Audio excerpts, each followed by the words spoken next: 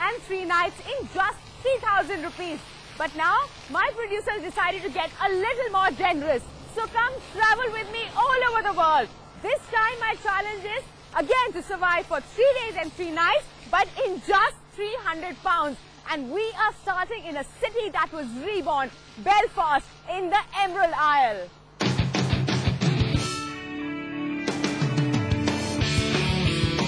Belfast, the capital and the largest city of Northern Ireland, has been known as Queen Victoria's pet city. Chances are that if you're arriving from abroad, you will land in Belfast. And your best advice to start your trip right here. Belfast is a Gaelic word which in English translates to mouth of the river. The best way to get around if you're on a tight budget is, well, to walk. People here are friendly and always willing to help. I met Hugh, who decided to give me a quick lowdown about the city. This is the River Lagan. The River Lagan is the central river that runs through the middle of Belfast. On this side we have County Antrim, on that side we have County Down. The City Council decided to regenerate Belfast along the River Lagan. But as you can also see, the skyline, there's a lot of building going on in this area. This is all the new regeneration of Belfast, after the little troubles that we had for a while. Besides the industrial feel in the city, there's also a lot of art that I've seen. Oh, for example, this sculpture, I'm not quite sure what this is. There's a lot of modern art, modern public sculpture all along the river. But there's just so much to see in the city and I only have a day. So there's a lot to see in Belfast, but with little time in hand and even lesser money in my pocket, I had to pick one of the many sights and activities that the city has to offer. I felt that the best way to get under the city's skin, as it were, and to understand the cultural complexities is through the public art that's on view all around. So I decided to take in the spirit of Belfast.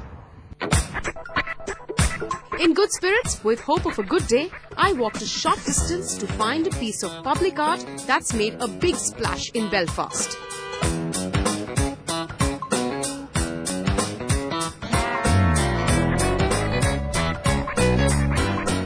Represents regeneration and is specifically relevant to both River Lagan and Belfast itself.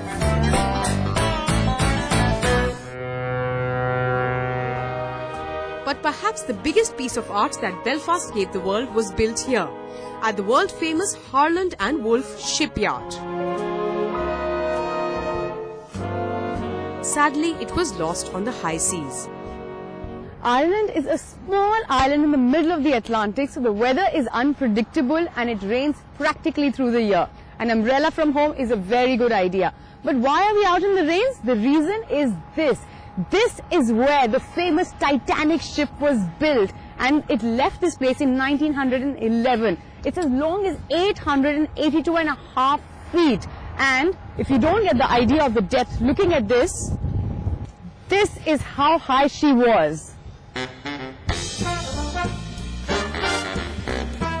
The Titanic may have been made famous courtesy James Cameron and the on-screen romance between Leonardo DiCaprio and Kate Winslet, but no other city in the world can lay claim to have ever seen her docked.